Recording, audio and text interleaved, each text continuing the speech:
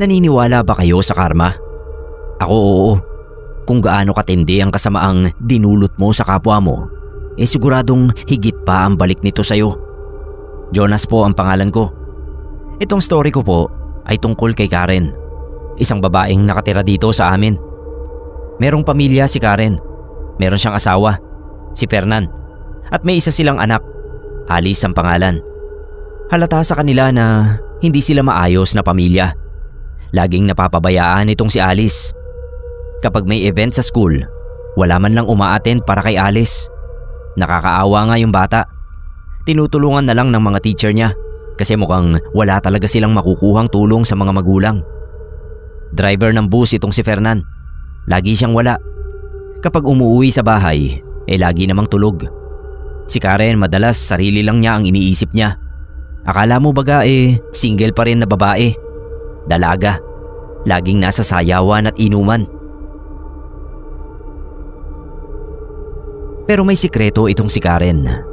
Karelasyon pala niya yung pulis na bagong lipat dito sa amin. Magkaedad lang yung dalawa. Sabi ng mga tricycle driver, lagi raw nilang hinahatid si Karen sa bahay ng pulis. Alvin ang pangalan ng pulis. Wala pa siyang 3 taon sa lugar namin. Siyempre dahil maliit lang kami na bayan, kumalat yung balita. Umabot sa puntong narinig ni Fernan yung mga chismis tungkol sa asawa niya. Todo tanggi naman itong si Karen nung una. Pero alam rin niya siguro sa kalaunan, mabubunyag yung sikreto niya. Alam niyo kung anong ginawa niya? Pinabarang niya si Fernan. Dumayo pa siya doon sa kabilang bayan para puntahan yung sikat na mambabarang doon, si Madam Tessie. Nagkasakit si Fernan. Lahat kami saksi sa mga nangyari. Halos hindi na siya nakakalabas ng bahay. Dati matabang lalaki si Fernan. Pero after siyang ipabarang ni Karen, kitang-kita namin kung paano lumiit si Fernan. Yung mukha niya para ng bungo na nilagyan ng balat. Araw-araw daw itong nagsusuka ng itim na bagay. May mga gumagalaw daw sa suka niya na ayaw nang alamin ni Alice kung ano. Sobrang nakakaawa si Alice. Grade 7 na si Alice noong mangyari yun. Siya lang yung nagbabantay sa tatay niya. Buti at may konti ring ipon si Fernan. Kaya kahit papano, may panggastos sila habang hindi pa nakakapagtrabaho si Fernan. 1 buwan lang ang lumipas, patay na si Fernan. Tsaka lang lumipat si Karen sa bahay ng pulis. Lahat kami alam kung anong nangyari, pero wala naman kaming magagawa. Buhay naman nila yon. Tinulungan na lang namin si Alice.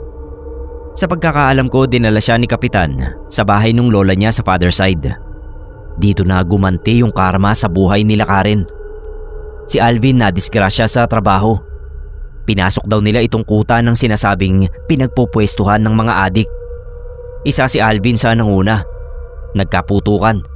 Tinamaan si Alvin sa spinal cord at naparalisa ang buong katawan niya. Umuwi siya sa kanila ng naka-wheelchair at tanging ang kamay at ulo ang kayang igalaw. Yung paa niya hindi na. Mataas ang nakuhang pensyon ni Alvin, kaya nagpagawa sila ng malaking grocery store sa tapat ng bahay nila. Well, hindi umasenso yung grocery store na yon. Madalas silang mabulukan ng mga paninda. Paano ba naman? Ayaw ng mga taong bumili sa kanila. Nagkandalugi yung negosyo nila. Ilang beses nilang sinubukang iligtas yun, pero nabaon lang sila sa utang. Si Karen, kung makikita mo, wala na yung ganda niya. Kupas na. Para na siyang tumanda ng 2 dekada sa dami ng problema na iniisip niya. Huli kong balita sa kanya, nilayasan daw ni Karen si Alvin. Ang sabi-sabi, prostitute daw ito sa kabilang bayan. Si Alvin naman, pinuntahan ng mga kamag-anak niya at kinuha. Grabing karma ang bumalik kay Karen. At tingin ko, deserve niya ang ganoong klaseng parusa.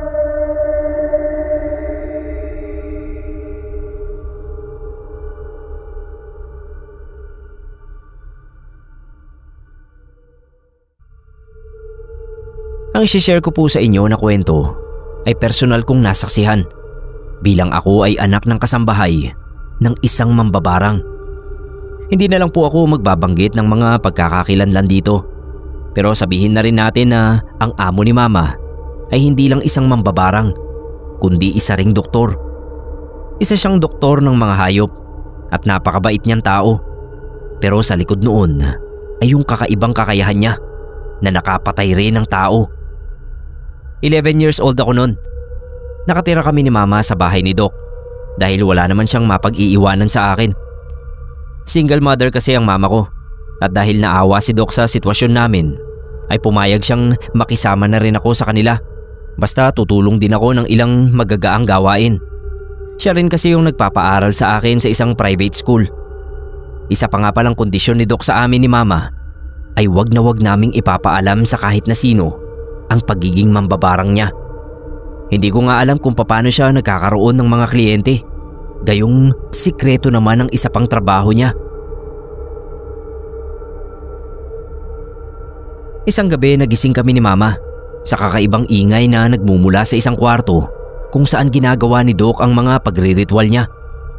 Bigla niyang tinawag si Mama at ang boses ay parang nasusuka kaya nahihirapang magsalita.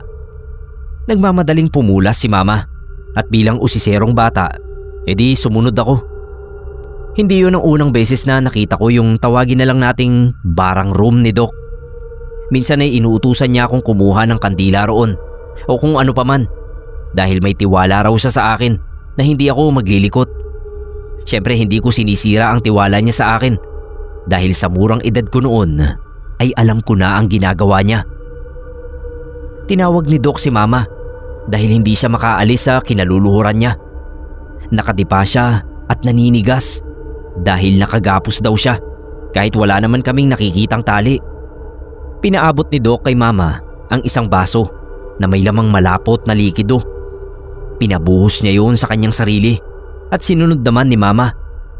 Napaatras si Mama nung makitang may mga insekto na lumalabas mula sa katawan ni Doc. Tapos ay unti-unting nakakilos siya at nawala yung paninigas ng katawan. Kitang-kita ko yung kakaibang ngiti ni Doc nang makatayo na siya. Tapos ay hinawakan niya sa noo si Mama at may binulong siya. Aniya ay proteksyon yun ni Mama para hindi siya maatake ng kalaban ni Doc. Gapangan pa rin ang gapangan yung mga insekto sa katawan niya nung magsindi siya ng 12 pulang kandila habang kumikibot-kibot yung bibig niya. Hawak lang ni Doc sa isang kamay yung 12 kandila at umaagos ang luha noon sa balat niya. Pero parang wala siyang pakialam. Maya-maya ay parang bumubulong na si Doc hanggang sa palakas na ng palakas ang kanyang boses.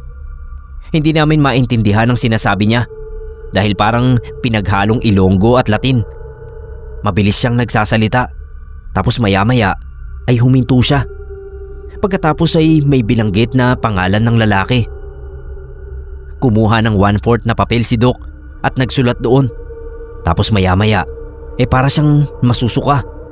Akma siyang lalapitan ni Mama pero tinaas niya ang kamay at sumenyas na huwag lalapit. Parang may dinukot sa loob ng bibig niya si Doc. Tapos ay niluwa niya yun doon sa kapirasong papel. Ang tingin ko roon sa sinuka niya ay buhol-buhol na buhok at tinik ng isda. Yung mga luha ng kandila ay pinatak niya roon hanggang sa nagdikit-dikit na yung buhok, tinik at papel. Nilagay niya yon sa isang maliit na lata.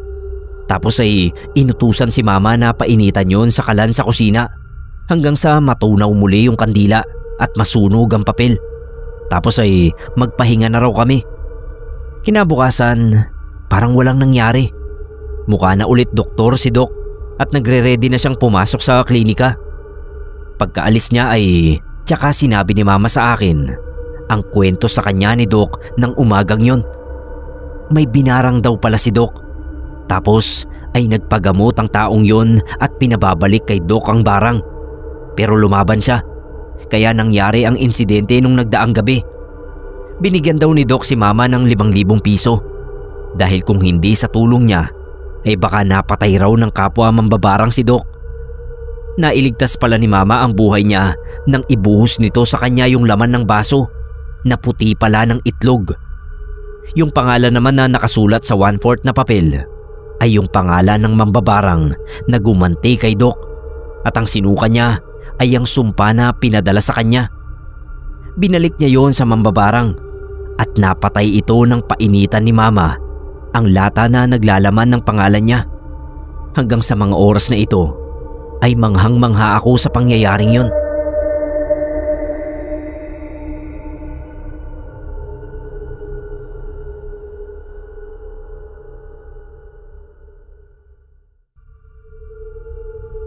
Tawagin niyo po akong Benny, Sir Neb. Tubong Camarines Sur sa Bicol. Share ko lang itong karanasan ko na nangyari 8 years ago na.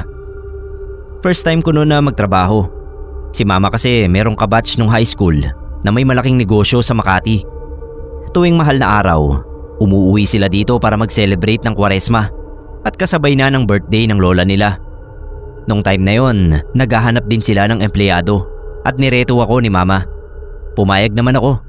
Wala akong ginagawa nun sa bahay. Kesa naman tumambay na naman ng ilang taon.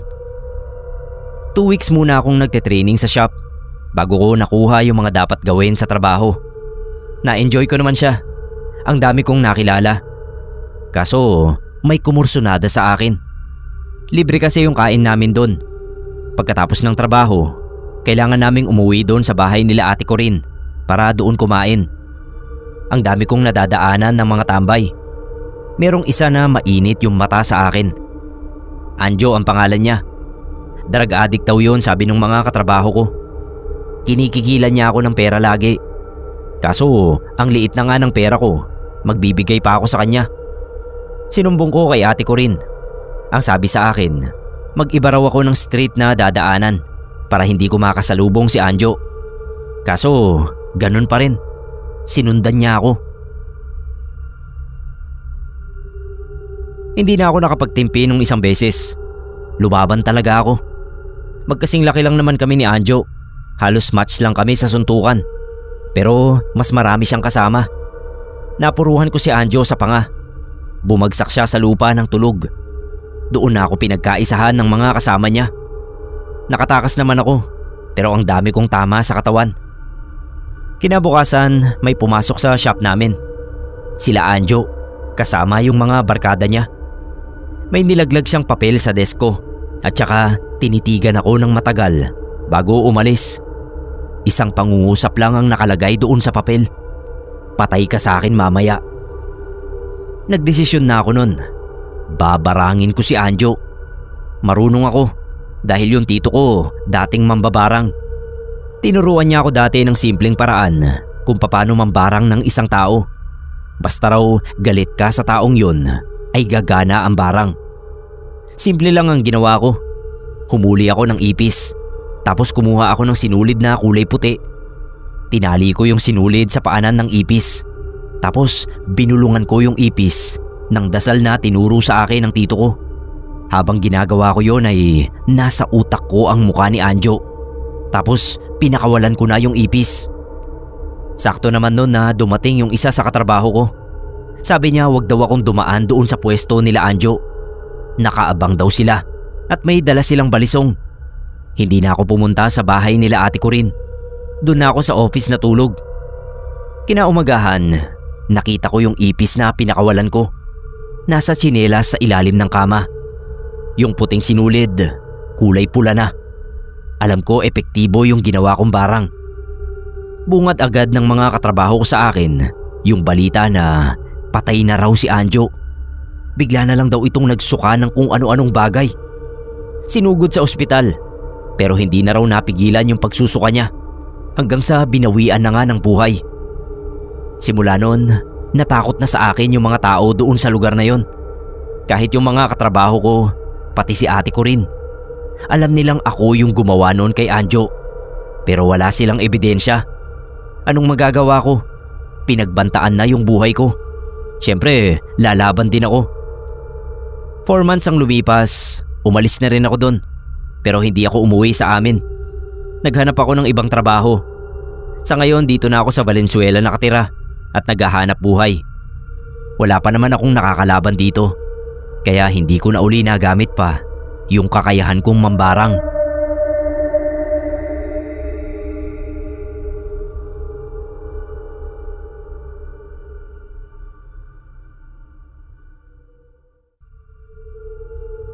Magandang umaga po, Sir Neb. Pakitago na lang po sana ako sa pangalang Risa. Kwento ko lang yung karanasan ko sa pambabarang sa akin ng narcissistic at gaslighter kong ex-best friend na itago na lang natin sa pangalang Sabel. Yes po Sir Neb, dati kong best friend si Sabel. Nakilala ko siya noong elementary pa lang kami. Magkaklase kami sa Catholic school hanggang noong high school. Isipin nyo naman, nakasentro kami sa pagiging mabuting Katoliko buong developmental years namin. Pero bandang huli ay naging mambabarang siya. Ang hirap isipin, pero yun talaga ang nangyari. Konting backstory lang po. Hindi ko alam kung saan banda sa pagkakaibigan namin nagbago si Sabel.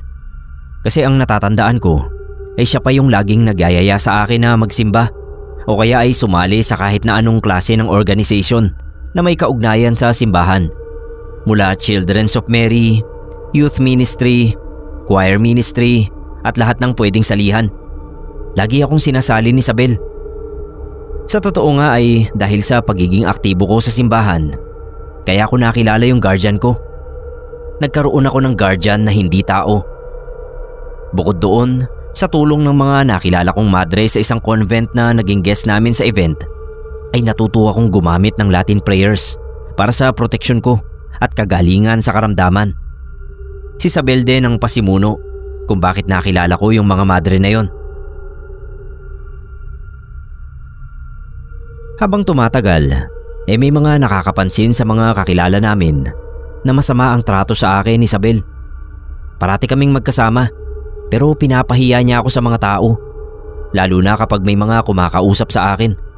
Bigla siyang eepal at pupunahin ang buhok ko o ang makeup o kaya yung damit ko.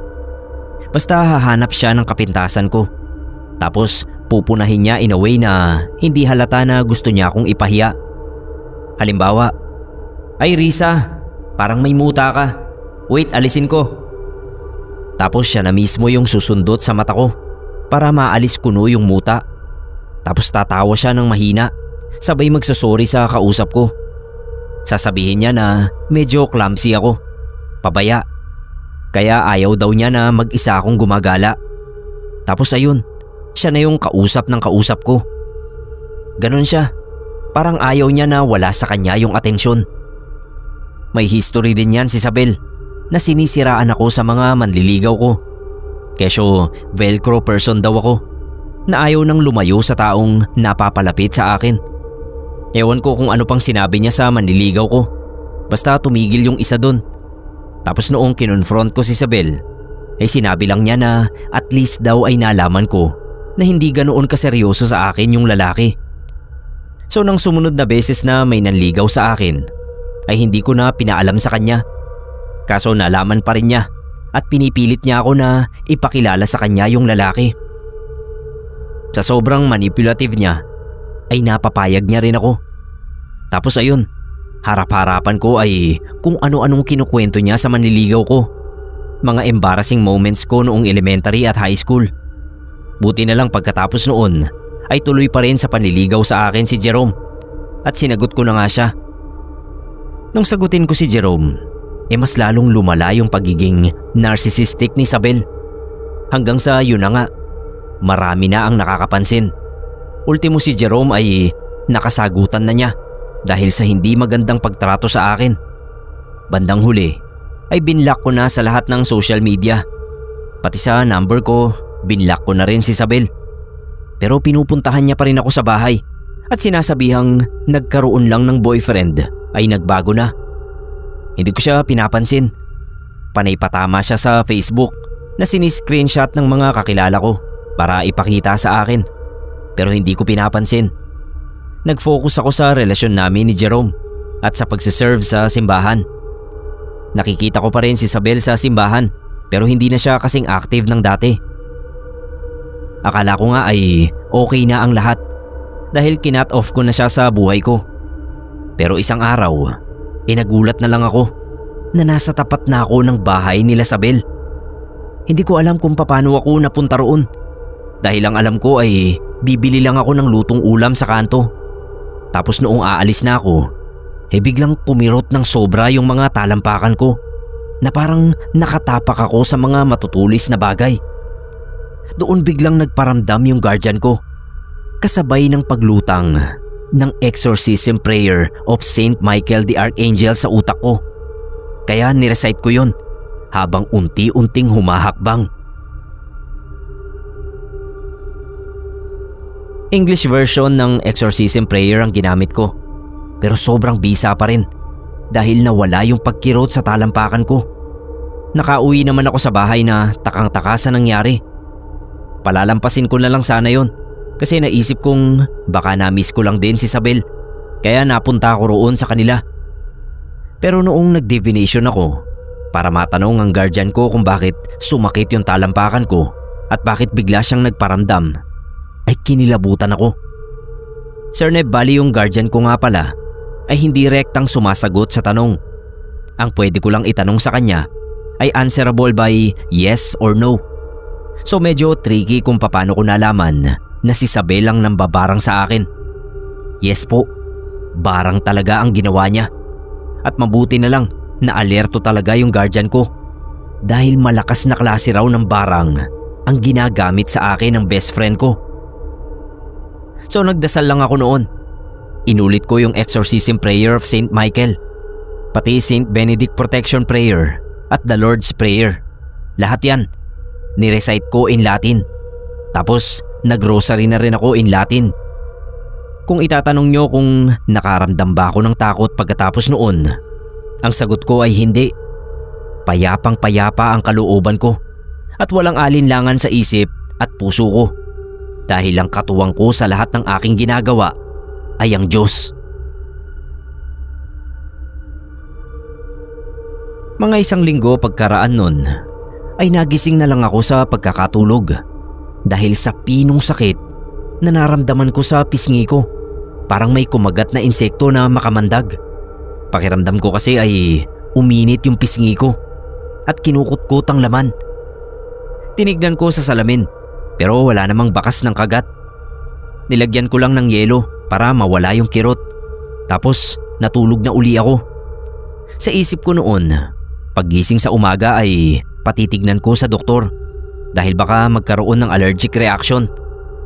Paggising ko ay kinapa ko yung pisngi ko. Nagulat na lang ako dahil may mga pantal na ako, hindi lang sa muka kundi sa buong katawan na. Para akong pinapak ng libu-libong lamok. Doon na ako nataranta. Buti na lang at nagparamdam uli yung guardian ko at pinaglinaw niya yung kaisipan ko. Nagpunta ako ng simbahan para magpa-pray over kay Father. Tapos humingi na rin ako ng holy water at nagkomunyon. Pumunta na rin ako sa convent para magpa-deliverance. Isa rin sa sisters ang nagpayo sa akin na maligo ng pinagpakuluan ng mga dahon ng atis, tanglad at lubigan. Tapos ay ayun ang ipaligo ko kasama ng holy water. Kay Jerome ako nagpahanap ng mga nasabing dahon at para daw siyang kinukontra na makakita ng mga yun dahil hinabol siya ng aso, naflatan ng gulong ng bike at kamuntikan pang masagasaan ng truck ng basura. Mabuti na lang at habang naghahanap siya noon ay naisip ko siyang ipagdasal ng St. Patrick's Prayer. Nakakatulong talaga yun sa mga nagbabiyahe o lumalabas ng bahay.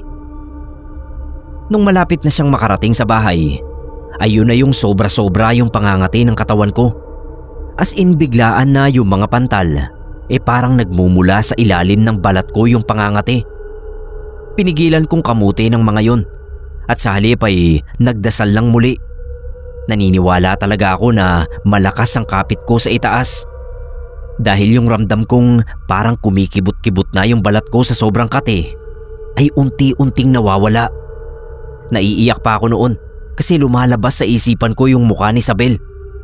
Yung guardian ko ay nagbababala na kahit anong mangyari ay wag na wag kong kikitain si Isabel.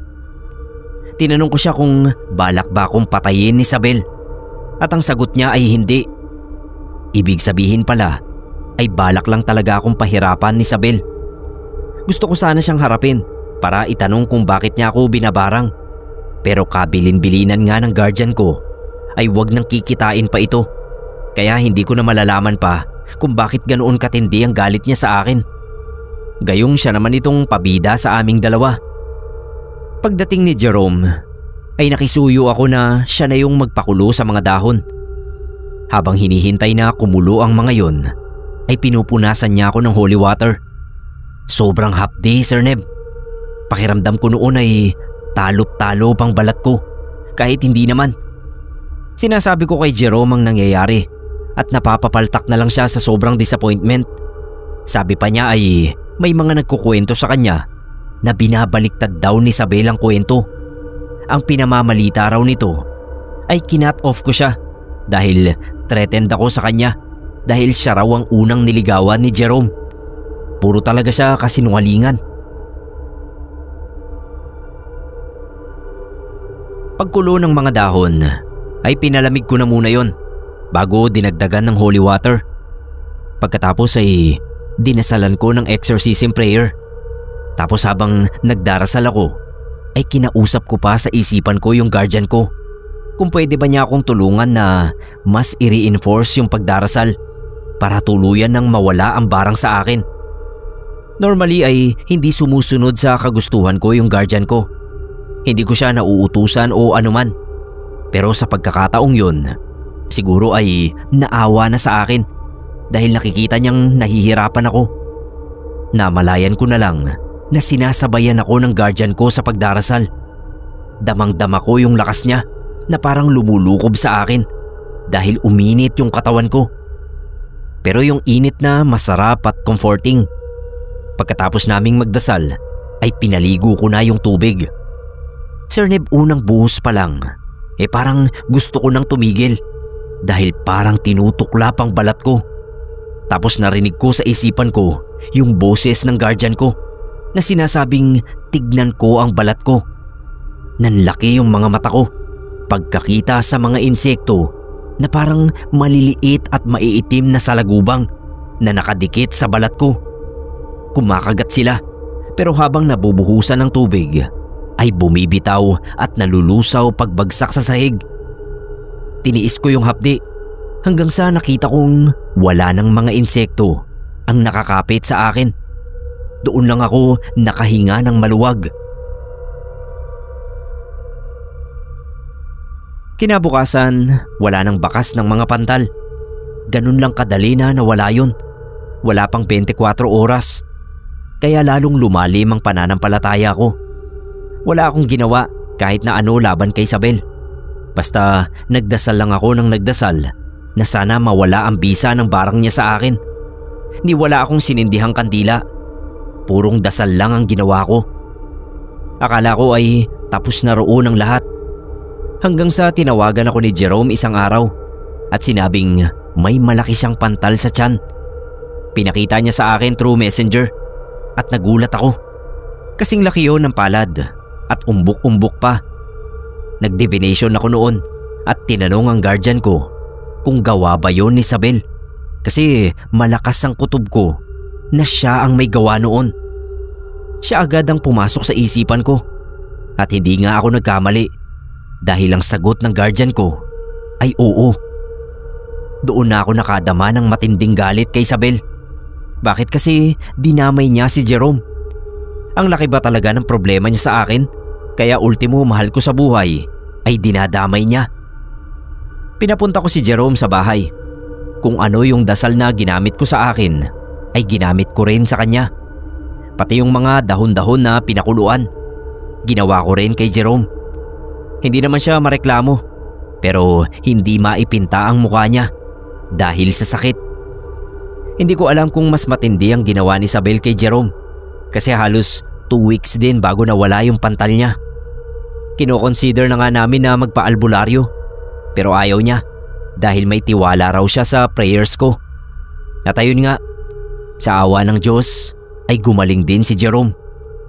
Sir Neb, wala naman akong pakialam kay Isabel as long as wala na siyang paramdam sa akin. Pero nalaman ko rin sa mutual friends namin na yung parents niya ay parehong na-stroke at alagain na niya. Sa kanilang 6 na magkakapatid ay siya lang ang may trabaho. 3 kapatid pa naman niya ang may sarili-sarili ng pamilya. Kayod kalabaw si Isabel hanggang sa ngayon dahil siya yung sumusuporta sa buong pamilya nila. Hindi niya maiwan ang mga ito kasi sa pagkakakilala ko sa kanya, kahit hindi siya mapagmahal ay sobrang plastic naman niya. at mahalaga ang kanyang imahe sa kanya. Siguro natatakot siyang masabihan na inabandona ang pamilya, kaya nagtitiis na magtrabaho kahit nagkakasakit na rin. Hindi ako natutuwa na nagkasakit ang parents niya dahil mabait sila sa akin. Yung mga kapatid naman niya ay hindi ko rin kinatutuwa na naging pasanin na niya. Kaso kasalanan naman din ni Isabel ang nangyari. Yun ang karma niya sa pananakit niya sa amin ni Jerome. Once kasi na namerwisyo ka ng kapwa na wala namang atraso sa'yo, ay may kaakibat talagang parusa. Sa kaso ni Isabel, hindi sa kanya tumama ang karma, kundi sa buong pamilya niya.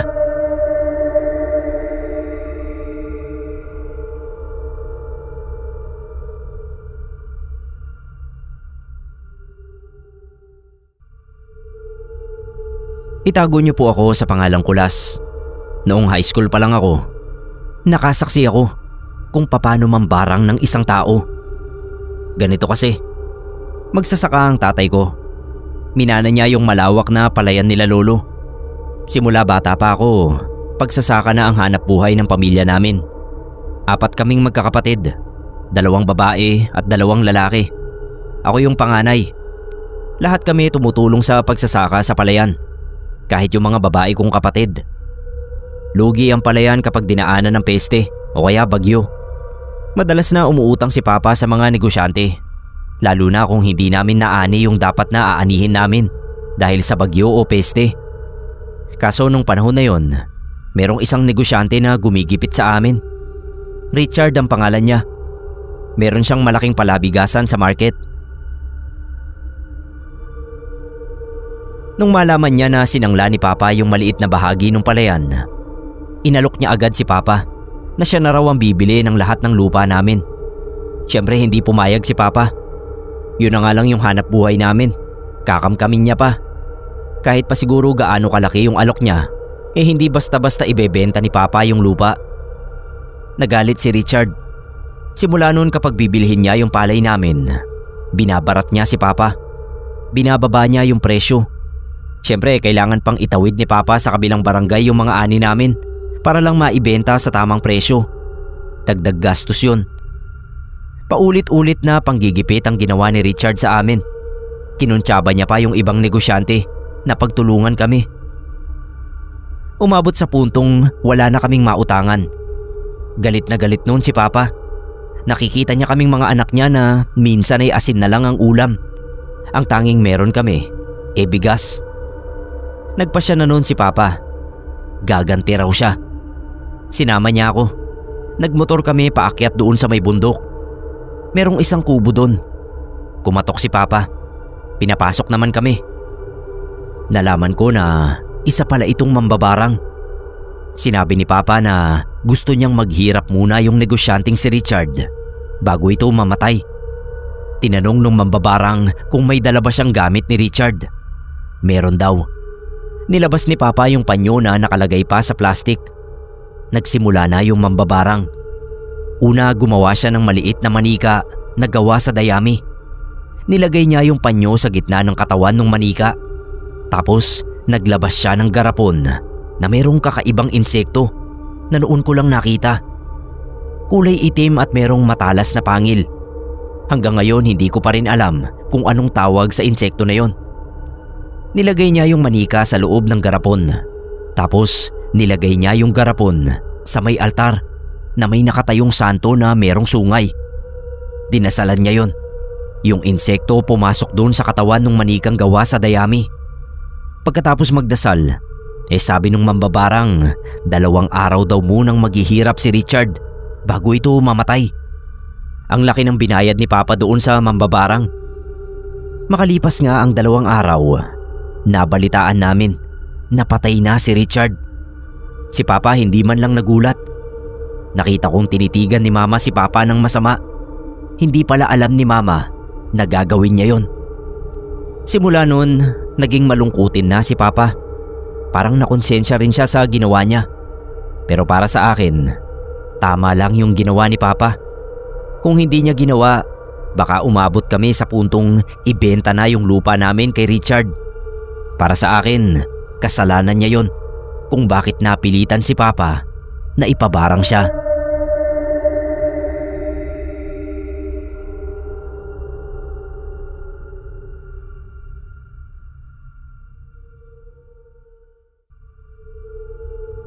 Mark po ang pangalan ko. Noong high school pa ako, nakikitira lang kami sa bahay nila Lola. Ako, si Papa, Mama at kapatid kong sumunod sa akin. Doon din nakatira sila Lolo at Lola, pati si Tito Mel na hiwalay sa asawa. Dalawa yung anak ni Tito Mel. Tuwing weekends kinukuha niya yung mga anak niya doon sa bahay ng asawa niya at dinadala dito sa amin. Madalas kaming naglalaro ng mga anak ni Tito Mel sa labas. Mabait yon si Tito Mel. Ang pinakaayaw lang naming ugali ni Tito sobrang lasinggero. Halos gabi-gabi itong umuuwi ng lasing sa bahay. Kahit anong galit ni Lola sa kanya, parang wala lang. Sasabihin niya na hindi na mauulit. Tapos sunod na gabi, gagawin na naman niya. Makailang beses yun na pinalayas ng Lola dahil sa kalasingan. Pero marupok din kasi si Lola. Iiyak-iyakan lang ni Tito, yayakap-yakapin, tapos okay na naman sila. Isang beses umuwi yan si Tito ng mga alas 12 na ng gabi. Gising pa kaming lahat nun. Yung karo ng santo sa amin nakatoka. Bali kami yung magde-design ng karo, kaya busy ang lahat. Si Bunso lang yata yung tulog nung oras na yon. Dapat tutulong din si Tito Mel sa amin, kaso bigla na lang nawala. Yun pala, nakipag-inuman na naman. Galit na galit ang lolo ko. Biglang sumuka itong si Tito Mel sa tapat ng bahay. Susuntukin sana ni Lolo si Tito. Kaso nakita niya kung ano yung sinuka ni Tito. Gagamba raw ito, tapos may uod. Yung iba buhay pa. Bigla na lang nag-collapse si Tito at natumba sa lupa. Pinagtulungan siyang dalhin sa kama. Nung magkamalay, hindi na makagalaw si Tito. Ang putla ng itsura niya. Tapos oras-oras, nagsusuka siya ng gagamba. Sabi ni Lolo na parang daw si Tito. Pinatawag nila yung manggagamot na kakilala ni Lolo. Nung tignan ito nung manggagamot, umiling-iling. Sabi niya tama raw si Lolo. Barang yung ginawa kay Tito. Hindi niya raw kayang gamutin ng ganoong klaseng barang. Sabi nito, mag-arkila daw si Lolo ng tricycle at dalhin nila doon kay Pekto agad-agad. Yun lang daw ang kilala niyang albularyo na may kakayahang gamutin ng ganoong klaseng barang. Agad namang sinunod ni Lolo yung sinabi ng manggagamot. Hindi ako sinama ni Lolo, pero nalaman ko pa rin lahat ng nangyari dahil kinuwento ni Mama. Pagdating daw nila doon, nalaman agad ni Pekto na binarang itong si Tito Mel. Nagsuka na naman kasi si Tito. Bago gamutin ni Pekto si Tito, binigyan daw muna ng warning ng albularyo sila Lolo. Kapag daw kinontra niya yung barang kay Tito, babalik daw ito doon sa taong gumawa nun sa kanya. Sigurado raw na mamamatay ito. Ano pa ba? Wala nang choice sila Lolo. Siyempre pumayag sila. Ginamot nung albularyo si Tito. May konting dasal at pausok hanggang sa magsuka ng magsuka si Tito. Sa dami raw ng sinuka niya, napuno niya yung 3 balde ng albularyo. Nung makauwi, okay na uli si Tito. Kailangan na lang niyang makarecover ng ilang araw, tapos magiging normal na ang lahat sa kanya. Sumunod na araw, nabalitaan na lang namin na namatay si Noel. Taga kabilang barangay siya, nakabarkada ni Tito. Atake raw sa puso. Bigla na lang siyang natumba at nang dalhin sa ospital, patay na. Sabi ni Tito, bago raw siya mabarang, nakaaway niya sa babae itong si Noel. Nasa inuman sila. Tapos nalaman nila pareho na iisa lang pala ang kasintahan nilang dalawa. Nagpapaubaya na nga raw si Tito. Kaso galit na galit daw si Noel. Hindi matanggap na pinagsabay sila nung babae. Muntik pa raw magkasuntukan. Buti at naawat sila. Nung umuwi siya, yun na raw yung gabi na nagsuka siya ng gagamba at uod. Simula nun, nabawasan na rin yung pagiging lasinggero ni Tito. Nakahanap siya ng bagong asawa. At sa ngayon, 2 na yung anak nila.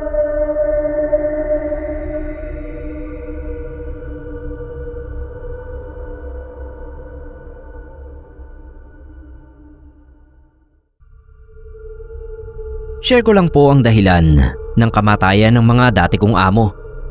Sir Neb, tawagin niyo po akong Jim. 48 anyos at sa ngayon ay naninirahan dito sa Baclaran. Noong bata pa ako, edad 18, ay nagtrabaho ako sa isang bigasan bilang kargador. Ang mga amo ko noon ay tawagin na lang nating Ate Emmy at Kuya Bino. Kilalang kilala ang mag-asawa dahil wala silang tumatagal na trabahador. Wagas silang makautos. Kahit pa ang pinasukan mo ay tindero at kargador sa bigasan, ay dadalhin kanila sa kanilang bahay para maging boy kapag may papagawa sila. At isa ako sa mga malas na hirap makahanap ng trabaho, kaya nagtsatsaga sa abusadong mag-asawa. Akala ko ay kakayanin ko yung mga dagdag trabaho at paminsan-minsan na pangiinsulto sa aking pangunawa. Pero makaraan ng 3 buwan ay sumuko rin ako. Yun ay sa kadahilan ng nadenggi na pala ako dahil sa pagpapagapas nila sa akin ng masukal nilang likod bahay. Pinapaka ko roon ng santambak na lamok at kamuntik pang matuklaw ng ahas.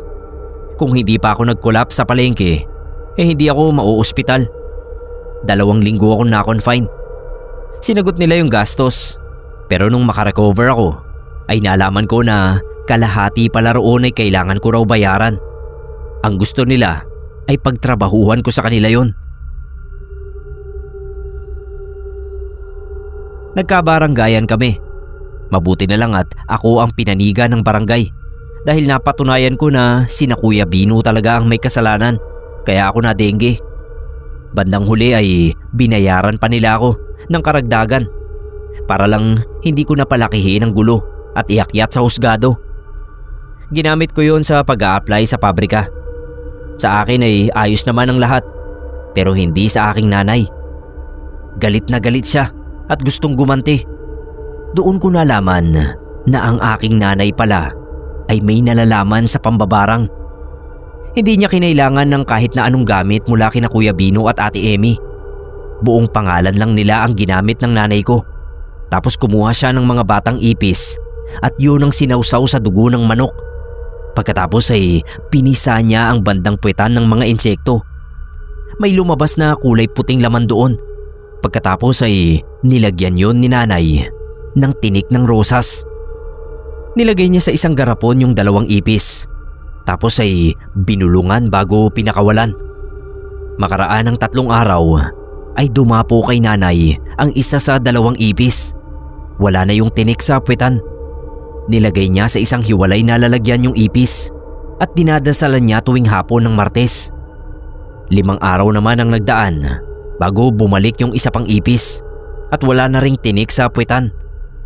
Gaya ng nauna ay nilagay din niya yon sa isa pang lalagyan at dinasalan din niya tuwing hapon naman ng Biyernes.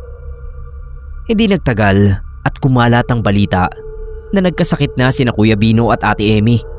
Pareho silang nagkaroon ng makakating malabulutong na butlig sa katawan, kaya hindi sila makapunta sa bigasan.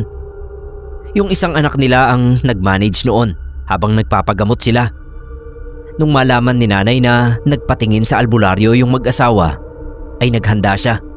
Pero isang hapon ay nadatnan ko na lang na nakahandusay sa sahig si nanay at nagsasalita ng mag-isa.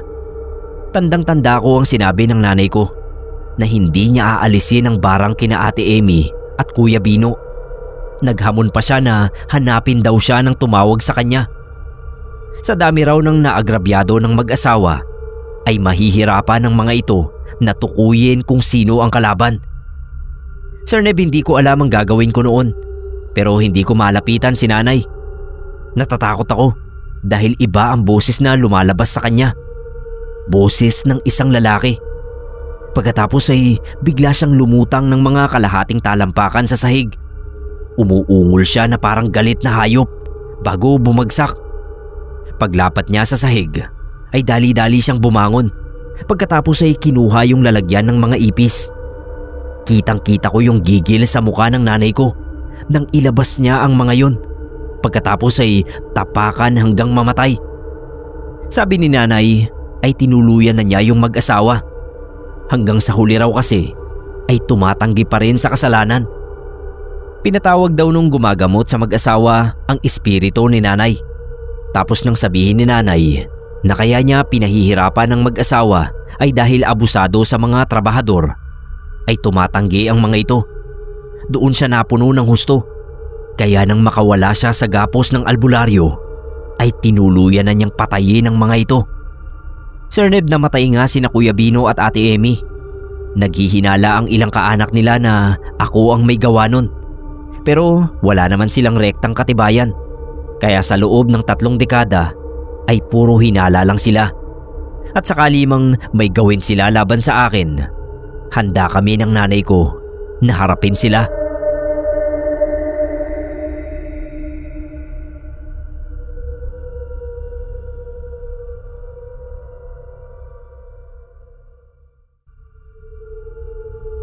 Magandang umaga po sa inyo. Sabi ka kong magbahagi ng kwento dito. Matagal na. Charlie ang pangalan ko. Meron akong lolo na isang mambabarang. Pero matagal na siyang tumigil. Simula nung isilang ni Lola yung panganay nilang anak, ang tatay ko. Tumigil na raw noon si lolo. Umiba na siya ng linya ng trabaho. Bale, naging karpintero siya. Laging sinasabi sa akin ni lolo noon na pinagsisisihan niya raw ang mga ginawa niya noong mambabarang pa siya. Marami raw siyang pinatay na tao para lang sa pera. Madalas ay mga mayayamang tao raw ang nagiging customer niya. Hindi niya na raw mabilang kung ilang buhay ang sinira niya dahil sa pambabarang. Nung umidad si lolo ng 80, hindi na siya nakakalabas ng bahay. Lagi na siyang may sakit. Doon na rin nagsimula na makakita siya ng mga taong alam niyang patay na. Madalas kapag tumitingin daw siya sa bintana, merong mga taong nakatitig sa kanya. Hindi niya raw alam kung sino ang mga taong yun. Isang beses papasok sana ako sa kwarto ni lolo nang marinig ko na may sinisigawan siya. "Umalis kayo rito! Hindi ako sasama sa inyo!" Yan yung sinabi ni lolo habang pinapalo niya yung bintana. Pagpasok ko, wala namang tao sa bintana. Sabi niya sa akin, dumadalas na raw yung pagdalaw ng mga multo sa kanya.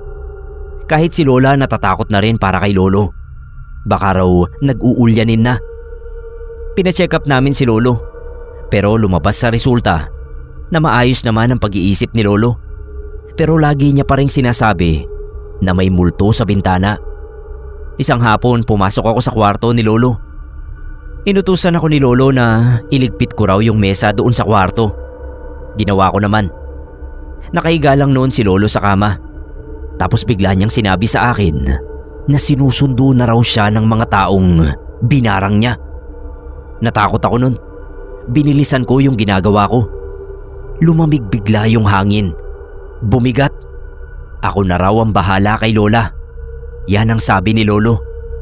Tumakbo ako palabas. Pero hindi ko alam kung bakit napalingon ako pabalik. Pagtingin ko sa kama ni lolo, ang daming nakatayo palibot sa kama niya. Merong bata, matanda, lalaki, babae. Lahat sila nakatingin kay lolo.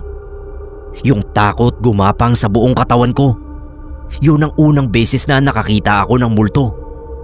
Tumakbo ako sa may kusina. Alam ko kasi na nandoon lang si lola at mama. Nagluluto sila nun. Hinihingal pa ako pero naikwento ko naman yung nakita ko. Tinawag namin si papa. Tapos tumakbo kaming lahat pabalik sa kwarto. Wala na yung mga multo na nakita ko. Si lolo nakahiga lang sa kama. Nakapikit. Ginigising siya ni lola. Pero hindi na nagising pa si lolo. Patay na siya. Nag-iyakan na kami. Kinagabihan nakaburol na si lolo sa bahay nila. Ang lungkot lang nung pagkamatay ni lolo. Kasi hanggang sa huling hininga niya, hindi pa rin siya tinantanan ng mga kaluluwa ng mga taong binarang niya. Sana sa kabilang buhay, napatawad na siya ng mga ito. Sapat na rin naman siguro yung pagsisisi at paghihirap ni lolo dito sa lupa. Pero hindi ko naman po talaga maitatanggi na malaki ang naging kasalanan ng lolo ko.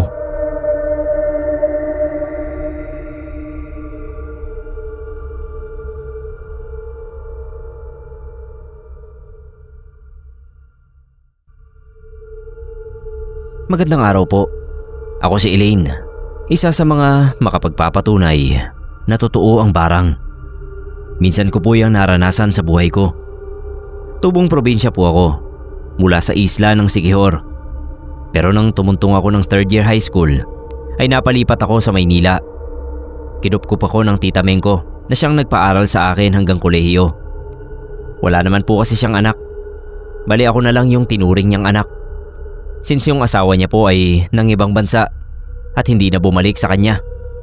Naging spoiled ako kay tita Meng sa Maynila. Lahat ng gusto ko binigay niya. Kahit luho na lang binibigay pa rin niya. Kaya masasabi kong napakaswerte ko dahil nagkaroon ako ng tiyahin na kagaya niya. Bukod doon, sobrang bait din ang pakikitungo niya sa akin. Taliwas sa pakikitungo niya sa ibang tao. Yes po, mailap, masungit, at hindi talaga siya nakikisama sa mga kapitbahay namin sa Maynila. Sapat na raw na ilang beses na siyang naloko, nautangan, hindi nabayaran, at nachismis pa ng mga kapitbahay. Kaya wala siyang gana sa kanila. Kakagraduate ko lang sa 4-year course ko sa college. Isang buwan pa lang nang biglang bawian ng buhay si tita Meng. Atake sa puso habang naliligo sa banyo ang kinamatay niya. Dahil nga sa ilag na siya sa mga kapitbahay, ay hindi ko na inaasahan na maraming mga makikiramay sa amin. Wala pang isang buwan mula nang mawala si tita, ay natuklasan ko naman na niloloko ako ng boyfriend ko. Agad akong nakipag-break. Yung magkasunod na dalawang mabigat na pangyayaring yon sa buhay ko ang naging dahilan para makaramdam ako na parabang nade-depress ako. Bago pa ako tuluyang lamunin ng depresyon, ay nagpasya ako na umuwi muna sa Siquijor. Tuwang-tuwa ang nanay at tatay ko nang makita ako. Pati yung kapatid kong lalaki na mas nakakabata sa akin, si Jomar. 14 anyos pa lang siya nun. Ako naman 21. Pero ako, iba pa rin yung pakiramdam ko. Oo, masaya ako na nakasama ko uli yung tunay kong pamilya. Pero ewan kung bakit sobrang down ko pa rin. Nung namatay nga si tita, sinasama na nila ako pa uwi. Hindi lang agad ako umuwi dahil sa boyfriend ko na iiwan din pala ako sa ere. Nung panahon tuloy na yon, parang sumapi sa akin yung kasungitan ni tita Meng. Yung tipong maliit na bagay ay kinagagalit ko na. Nagkakatinginan na lang sila nanay at tatay ko. Gaya nung isang beses, may lumapit sa aking kapitbahay. Nagpapahangin ako noon sa harap ng bahay namin. Natatandaan ko naman siya, si Aling Matilda. Nasa 70 mahigit na siguro siya noon. May dalang isang bilao ng iba't ibang gulay. Iniaabot sa akin. Ibigay ko raw yun sa nanay ko. Kinamusta pa nga niya ako, hindi ko lang sinagot. Nung kukunin ko na yung bilao ng gulay, ay hindi ko alam kung siya ba o ako yung nakabitaw sa bilao. Punong-puno kasi ng laman. Bumagsak sa paa ko na may sugat pa naman dahil sa ingrown. Sa inis ko ay napamura ako. Hindi ko na nga lang sasabihin dito kung anong klaseng mura. At sabi ko pa, hindi naman kasi nag-iingat. Pasigaw kong sinabi yon. Kaya si Aling Matilda napatingin sa akin. Halatang nabigla. Sabi ko sa kanya, ano pang tinutunganga mo dyan? Ba't hindi mo damputin yung mga yan? Dahan-dahan siyang yumuko at isa-isang dinampot ang mga natapong gulay. Isa-isang binalik sa bilao. Nung makita yon ni nanay, dali-dali siyang tinulungan. Tapos pinagalitan ako. Bakit daw nakatayo lang ako ron at hindi ko tinutulungan si Aling Matilda? Hindi ko raw ba natatandaan si Aling Matilda na siyang laging nagbibigay sa amin ng mga gulay ng libre para may pang-ulam kami? Mula pa man nung maliliit pa kami hanggang ngayon. Nakatingin lang ako ng masama at nang mairita ako sa kakatalak ng nanay ko ay tinalikuran ko silang pareho. Pumasok ako sa loob ng bahay namin. Narinig ko pang panahihingi ni nanay ng pasensya kay Aling Matilda. Ang narinig ko namang sinabi ni Aling Matilda ay nag-iba na raw ang ugali ko buhat nang makapagtapos ako sa Maynila. Dinepensahan naman ako ni nanay. Marami lang daw akong problema. Alam kasi ng nanay ko ang pinagdadaanan ko nung time na yon. Nagbuntong hininga na lang ako at pumasok sa dati kong kwarto. Akala ko ay tapos nang maglitanya si nanay. Hindi pa pala. sinundan pa talaga ako sa loob ng kwarto ko. Sabi niya hindi ko raw dapat tinaasan ng boses si Aling Matilda, lalo na yung pagbumura ko. Depensa ko, hindi naman si Aling Matilda mismo ang minura ko. Nakapagmura lang kako ako sa pagkagulat ko sa nangyari. Sabi pa ni nanay, hindi naman daw siguro lingid sa akin na yung lahi ni Aling Matilda ay lahi ng mga mambabarang. Mabuting araw at mabait sa pamilya namin yung tao, kaya hindi ko raw dapat ginanon. Parang gusto ko nang magtakip ng tenga nun, kundi lang alam ko na lalong magagalit sa akin si nanay. At ang gusto pa niya ay humingi ako ng sorry sa matanda. Ayoko. Yun lang ang sagot ko kay nanay. Sabi ko pa, ako na nga yung nasaktan sa pagbagsak ng bilao. Ako pa yung hihingi ng sorry. Siya nga kako hindi rin nagsorry sa akin. Napailing na lang si nanay. Lumabas na siya ng silid na ang huling sinabi sa akin ay sana raw hindi nagalit sa akin si Aling Matilda. Napahinga na lang ako ng malalim sa inis. Kinabukasan, inutusan ako ni nanay na mamalengke kasi maglalaba pa raw siya. Kailangan niyang makatapos ng maaga dahil mangunguha pa sila ni tatay ng mga halamang gamot sa bundok. May lagnat yung kapatid ko nun at sila nanay ay umaasa pa rin sa mga herbal. Sabi ko nga, ibibili ko na lang ng gamot. Sabi naman niya wag na raw akong gumastos. Tipirin ko raw ang pera ko para sa pagbabalik ko sa Maynila. Alam kasi nila na babalik pa ako roon sa bahay ni Tita Meng dahil ako na yung may-ari nun ngayon. Alam din nila na doon ako maghahanap ng trabaho. Kahit ayoko ay napilitan akong pumunta sa palengke. Sumakay ako ng tricycle. Ayokong maglakad Mabagal lang yung takbo ng tricycle. Lubak-lubak pa kasi yung daan nun. Nadaanan ko si Aling Matilda kasalubong ng tricycle. Makitid lang yung kalsada kaya hindi maiwasan na magkatinginan kami. Ewan ko ba kung bakit ang bigat ng dugo ko sa kanya. Sa halip na yumuko ako at magpakumbaba ay inirapan ko pa. Hindi ko na siya nilingon pagkalampas sa kanya ng tricycle na sinakyan ko. Habang namamalengke ako, napansin ko na ang daming insektong lumiligid sa akin. Panay yung paspas ko. Sabi naman ng tindera ng karne, sadyang malangaw nga ngayon. Hindi ako kumibo. Langaw kasi yung sinabi niya. Pero iba yung nakikita ko. Maliliit na insekto na parang atangya. Kung alam niyo yung insekto na yon, na kapag napisa mo mabaho. Nakakangilo at nakakasuka yung amoy. Nung makuha ko na yung binili kong karne ng baboy, nagmadali na akong umalis. Nung nakasakay na uli ako pauwi sa amin, meron pa rin akong nakitang mga atangya na lumilipad-lipad sa loob mismo ng tricycle. Medyo nagtaka na ako. Pinaspas ko na lang at binaling ang tingin ko sa labas ng sasakyan. Nung araw na yon, biglang nag-iba yung pakiramdam ko. Habang nagluluto ako ng ulam, nahiwa ko yung daliri ko sa halip na yung gulay. Mabuti na lang at mababaw lang yung pagkahiwa ko. Umikot kasi yung paningin ko at nawalan ako ng balanse. Natumba ako. Nagmadali si nanay na alalayan ako. Lumapit din agad si tatay. Binuhat ako papasok ng silid at hiniga sa kama ko. May malay naman ako, pero sobrang nanghihina yung pakiramdam ko. Pag luminga ako ay umiikot ang paligid ko, kaya pumikit ako. Natataranta si nanay sa pagtatanong sa akin kung ano raw ba yung nararamdaman ko. Ano raw ang nangyari? Hindi ko masagot ang tanong niya kasi hindi ko rin alam kung anong nangyayari sa akin. Sinabi ko na lang gusto kong magpahinga. Ginamot muna ni nanay yung daliri ko na nahiwa bago niya ako iniwan sa silid. Narinig ko na nag-uusap sila ni tatay sa sala. Sabi ni tatay, baka raw buntis ako. Yung paghiga ko na yon ang sinamaan ako ng pakiramdam. Hindi ko akalain na ihihiga ko ng matagal. Hindi ko na magawang bumangon dahil tuwing babangon ako ay nahihilo ako. Gusto sana nila nanay na ipadoktor ako pero hindi ko naman makayang lumabas ng bahay. Ni hindi nga ako makatayo.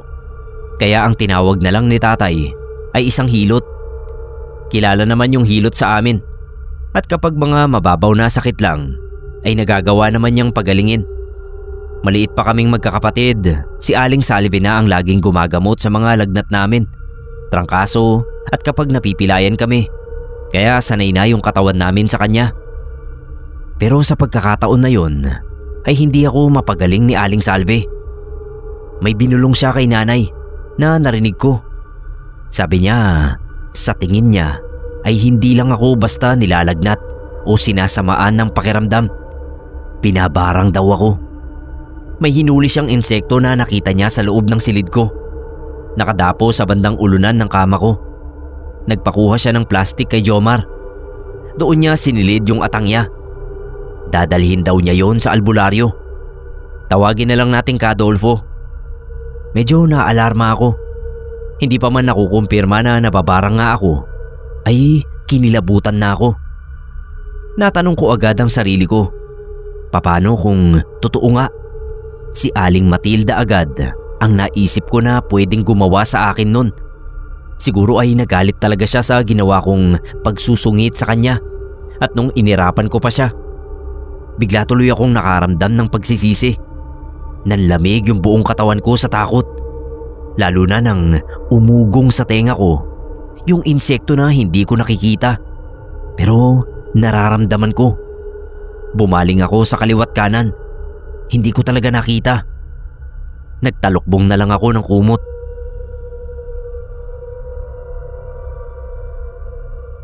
Sumunod na araw paggising ko, hilo pa rin ako. Hinatiran ako ni nanay ng pagkain. Lugaw na lang kasi pati pagnguya ay nahihirapan ako. Kaso pag subo ko ng lugaw, bigla ko ring niluwa. Doon sa niluwa ko, nanlaki ang mga mata namin ni nanay dahil may kasama yung mga patay na insekto. Napasigaw ako. Napayakap ako ng mahigpit kay nanay dahil sa sobrang takot ko. Pilit naman akong pinapakalma ni nanay. Pinainom ako ng tubig at pinalinis kay Jomar yung suka ko. Kagagaling lang din ni Jomar sa sakit nun, pero magaling na siya. Ako lang talaga yung hindi pa gumagaling dahil siguro nga ay hindi karaniwan ang sakit ko, kundi likha ng itim na mahika ng isang mambabarang. Hindi ko maipaliwanag yung takot na nararamdaman ko. Umiyak ako ng umiyak. Sabi ko kay nanay ay puntahan niya si Aling Matilda. Ihingi niya ako ng tawad. Napayo ko si nanay. Inamin niya sa akin na nagpunta na siya roon nung isang araw pero hindi niya naabutan. Pag pinupuntahan niya, laging wala o sadyang tinatago sa kanya ng mga anak. Sa sinabi sa akin ni nanay ay nanlumo ako. Kung ganon, si Aling Matilda nga talaga ang bumabarang sa akin. Alam niyang makikiusap si nanay sa kanya kaya pinagtataguan niya. Sabi naman ni nanay, huwag akong mag-alala. Kung kinakailangan daw na magpabalik-balik siya araw-araw sa bahay nila Aling Matilda, ay gagawin niya. Gumaling lang ako. Naawa tuloy ako kay nanay. Alam kong nasira ko yung magandang samahan nila bilang magkapitbahay. Yung pagka-depress ko kasi ay naibaling ko sa ibang tao. Kaya siguro ganon. Nakakarma ako. Nung araw ding yon, bandang hapon ay bumalik si Aling Salve na manghihilot. Kasama na niya si Kadolfo. Tinabihan ako ni Mang Dolfo at sinalat ang noo ko, ang tenga, ang mga palad. Tapos tumangu-tango siya. Sabi niya kila nanay at tatay ay magsasagawa siya ng orasyon. Susubukan muna niyang alamin kung sino ang gumagawa sa akin. Pero may hinala na raw siya. Nasa pag-iingat daw niya ang insektong atang niya. Magagamit niya yon sa pagkalaban sa mambabarang. Pero kakailanganin pa niya ng karagdagang insekto na manggagaling sa akin. Kinausap niya ako. Binilinan na ikalma ko ang utak ko sa lahat ng oras. Dahil ang takot, ang stress at ang bigat ng nararamdaman ko ay nagagamit ng mangbabarang bilang karagdagang lakas niya sa pambabarang sa akin. Kaya kailangan daw ay palaging nasa positibo ang isip ko kahit na nahihirapan at nananakit ang buong katawan ko. At higit sa lahat ay huwag ko raw kakalimutan na magdasal.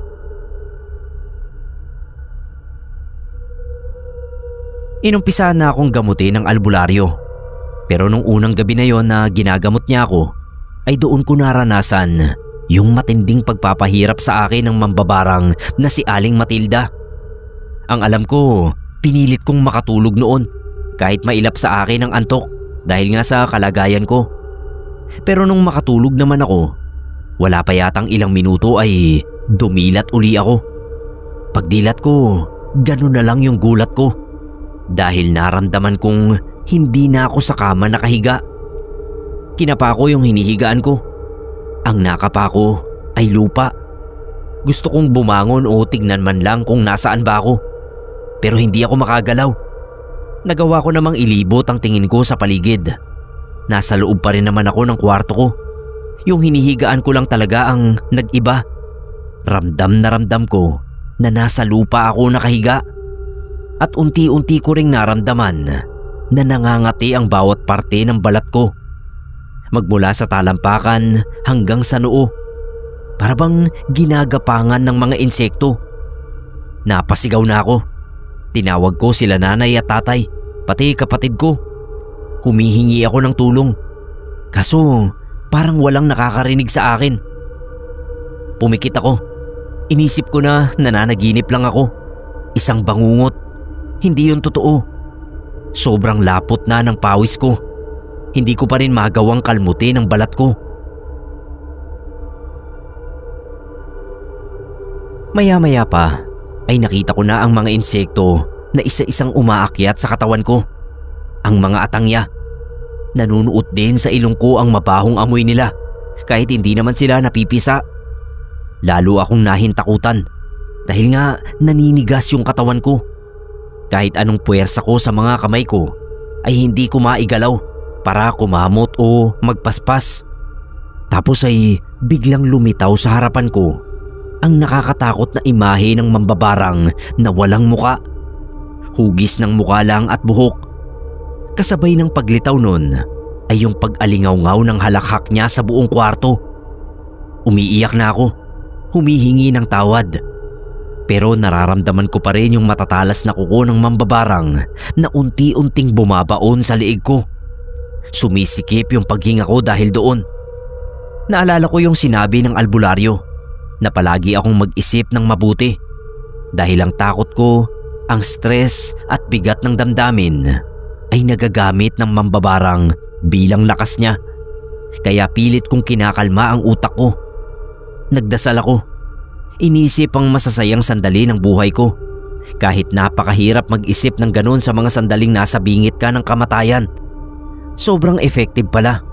Dahil unti-unting umangat ang pagkakabaon ng kuko ng mambabarang sa liig ko. Tapos yung pangangati ng balat ko ay unti-unti ring nawala. Ang hindi lang nawala ay yung pakiramdam na sa lupa pa rin ako nakahiga. Nung bumukas ang pinto ng kwarto ko, ay nakita kong rumihistro sa mukha ni nanay yung sobrang pag-aalala. Tapos dali-daling pinagpaga ng higaan ko. Kaya pala ay nakita niyang maraming lupa sa kama ko. Mga lupa na ginagapangan ng mga insekto. Alam niyo yung pakiramdam na para kang nasa hukay. Ganon yung pakiramdam ko. Pinatawag agad ni nanay kay tatay si Cadolfo. Habang hinihintay namin yung albularyo, ay sinabi ko kay nanay kung anong naranasan ko na akala ko ay panaginip lang. Lalo siyang nag-alala. Nilagay niya sa kamay ko yung rosaryo at sabi ay manalig daw ako sa itaas. Pagdating ni tatay at Cadolfo ay chinek niya yung mga lupa-lupa sa kama ko. May mga nangahulog rin sa ibaba ng kama, pati yung mga insektong naggagapangan doon. Pinalabas muna niya sila nanay at tatay. Nung kaming dalawa na lang ang nandoon ay sinabihan niya akong manatili akong nakadilat. Huwag ko raw ipipikit ang mga mata ko kahit hinihila ako ng antok. Sa oras na pumikit ako ay makikita ko yung dilim. At sa dilim na yon ay pwede ko ring makita ulit yung mambabarang. Magagamit niya yon para pasukin ang utak ko at takutin ako. Kapag nangyari yon ay maaabala ang ritual na gagawin niya sa paggapi sa kapangyarihan ng mambabarang. Sinunod ko yung albularyo. Habang nag-oorasyon siya ay Unti-unti nga akong nakakaramdam ng antok, pero pilit kong pinaglalabanan yon. Nakita kong binubudburan ni Kadolfo ng asin ang paligid ng higaan ko. Tapos may binubulong-bulong siya. Yung binubulong niya hindi ko naintindihan. Pero may mga sinabi siya na naintindihan ko naman. Yung parte na kinakausap niya yung mambabarang habang nakaluhod siya sa harap ko. Hawak ang isang bagay na hindi ko alam kung ano. Inaalog-alog niya yung kamay niya. Sabi niya, "Lubayan mo ang babaeng ito. Wala naman siyang kalaban-laban sa'yo. May mga nagawa man siyang mali ay patawarin mo siya. Dahil humingi na siya ng tawad sa pamamagitan ng nanay niya. Kapag hindi mo siya nilubayan, ay mapipilitan ako na makipaglaban sa'yo." Yun ang natatandaan kong sinabi niya. Tapos sinundan niya uli ng pagbulong na hindi ko na naman naintindihan. Nagpahid siya ng langis sa noo ko. Paulit-ulit. Tapos paulit-ulit din niyang tinatanong sa bawat pahid niya kung anong nararamdaman ko. Sabi ko mainit. Painit ng painit yung nararamdaman ko. Hanggang sa nagsabi na ako kay Kadolfo na hindi ko na kaya ang init. Napasigaw na talaga ako. Ang akala ko talaga ay ako ang kinakausap niya. Pero bigla siyang nagsabi na, "Mas mainit pa dyan ang ipaparamdam ko sa'yo kapag hindi mo tinigil ang pambabarang mo kay Elaine." Nalito tuloy ako kung sasagot pa ba ako o hindi na. Kaya pala, kung ano ang nararamdaman ko ay yun din ang pinaparamdam niya sa mambabarang. Kaya niya ako tinatanong. Matapos ang mahigit 1 oras ding pagriritual ng albularyo, ay huminto na siya. Sabi niya, pwede na raw akong magpahinga. Matulog daw ako kung gusto ko. Okay lang daw. Huwag ko nang pigilan ng antok. Sabi ko sa kanya natatakot pa rin ako. Medyo napanatag ako sa sagot niya nang sabihin niya sa akin na wala na akong dapat ipag-alala. Gagaling na raw ako. Bumitaw na raw ang mambabarang sa akin. Napaiyak na naman ako, pero hindi na sa takot kundi dahil sa tuwa. Pagkagising ko ay medyo gumaan na nga yung pakiramdam ko at ramdam ko na yung kama ko. Hindi na lupa ang hinihigaan ko. Hindi na rin nangangati yung balat ko. Yun nga lang, nag-iwan ng mga pantal at maliliit na bakas ng kagat yung mga insektong ginamit sa pambabarang sa akin. Sabi naman ni nanay, mawawala rin ang mga yon. Ituloy ko lang daw ang pagpahid ng langis na binigay sa akin ni Kadolfo. Napag-isip-isip ko. Kasalanan ko rin naman kung bakit nangyari sa akin yon. Kaya may hiniling ako kay nanay. Tinanong ko muna siya kung nagpakita na ba sa kanya si Aling Matilda. Sabi niya hindi pa. Pero ang sabi raw ng anak ay may sakit. Ang hiniling ko kay nanay ay ang makausap at personal na makahingi ng tawad kay Aling Matilda. Kahit na binarang niya ako. Alam ko namang may kasalanan ako. Kaya gusto ko sanang magpakumbaba na. Natuwa naman si nanay. Sabi niya sige, kapag nakabawi raw ako ng lakas, ay sasamahan niya ako sa bahay ni Aling Matilda. Madali naman akong nakabawi ng lakas. Si Aling Matilda nananatili pa rin sa loob ng silid niya. Kahit na walang sakit ay nagpapagaling pa ng husto, sabi ng anak. Pero pinayagan kami na makapasok sa loob. May dala akong isang basket ng prutas. Parang nagulat siya pagkakita sa akin. Ako naman muntik nang maunahan ng hiya, pero tinuloy ko pa rin ang paglapit sa kanya. Naupo ako sa gilid ng papag na hinihigaan niya. Sabi ko una, humihingi ako ng tawad sa nagawa kong pagtataray o pagsusungit sa kanya. Pangalawa, nagpapasalamat ako dahil tinigil na niya ang pambabarang sa akin. Tumingin siya ng diretso sa mga mata ko at ang sabi niya, ang totoo ay hindi raw talaga siya natalo ng albularyo, kundi may natuklasan daw siya sa akin na siya talagang naging dahilan kung bakit nanghina ang kapangyarihan niya. Dahil nakaramdam siya ng awa sa nasa sinapupunan ko. Kaya raw kusa na siyang bumitaw sa pakikipaglaban sa albularyo. Nabigla talaga ako sa sinabi niya. Pati si nanay. Nagkatinginan kami. Tinanong ko pa siyang mabuti kung anong nasa sinapupunan ko ang sinasabi niya. Magpatingin daw ako sa doktor dahil hindi siya maaaring magkamali. Buntis daw ako. Pakiramdam ko ay nayanig ang buong pagkatao ko.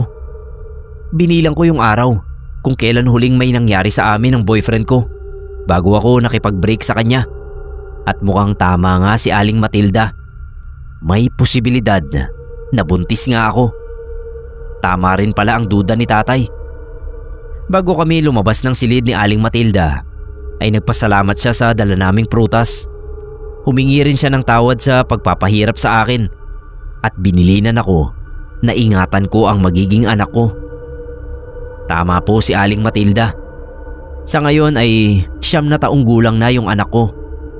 Hindi ako nakipagbalikan sa boyfriend kong manloloko. Pero alam naman niya ang tungkol sa anak namin. Nagbibigay naman siya ng suporta. Yun nga lang, hindi ko na talaga piniling makisama sa kanya. Kaya ko namang buhayin ang anak ko. Si Aling Matilda namatay 4 na taon na ang nakakaraan. Pero matapos yung nangyari sa amin, naging malapit kami sa isa't isa. Mabuti na lang talaga at nagawa pa siyang makilala ng anak ko.